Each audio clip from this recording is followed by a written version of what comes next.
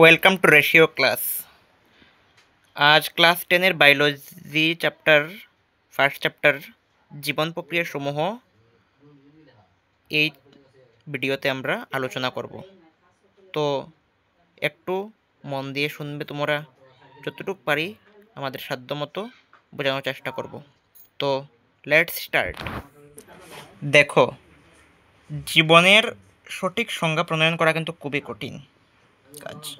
তাই জীবন কি সেটা একদম সংক্ষেপে যদি আমরা বলি, সজীব বস্তু এবং তার পরিবেশের মিথস্ক্রিয়ার বহিঃপ্রকাশকে বলে জীবন। আর আরেকভাবে যদি বলি, আমরা পরিবর্তনশীল পরিবেশে নিজেকে মানিয়ে নিয়ে সংবদ্ধভাবে প্রোটোপ্লাজমের নির্দিষ্ট শক্তির বহিঃপ্রকাশকে বলে জীবন।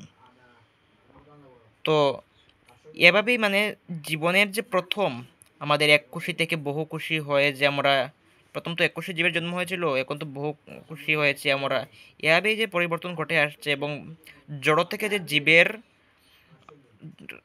বৈশিষ্ট্যের মাধ্যমে জীবকে আলাদা করা যায়, সেটার বহিঃপ্রকাশই হচ্ছে জীবন প্রক্রিয়াসমূহ।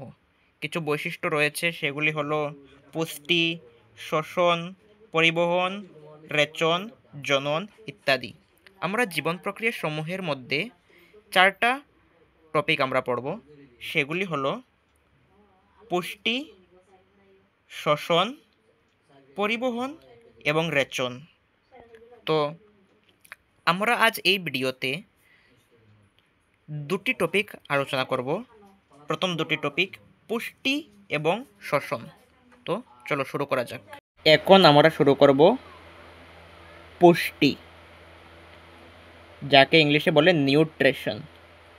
দেখো, পুষ্টি হলো জীব কর্তৃক খাদ্য গ্রহণ এবং গৃহীত খাদ্যের দেহের কোষের নিকট ব্যবহারের উপযোগী হওয়ার প্রক্রিয়া।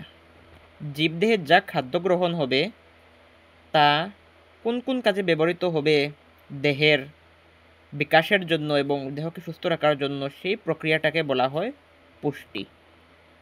পুষ্টির অনেক গুরুত্ব রয়েছে, যেমন জীবদেহের বৃদ্ধি, ক্ষয়পূরণ এবং বিপাক কার্য নিয়ন্ত্রণে পুষ্টির প্রয়োজন হয়।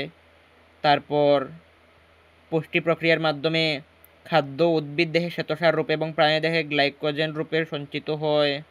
তারপর পুষ্টির মাধ্যমে বস্তুর সাহায্যে হরমোন উৎসেচক ইত্যাদির জীবদেহে সংশ্লেষিত হয়।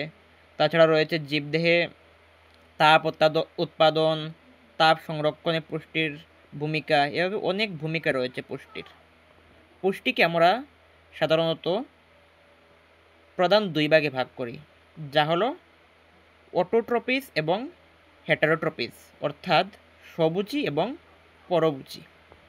এখন আমরা দেখব স্বভোজী পুষ্টি কী এবং পরভোজী পুষ্টি কী।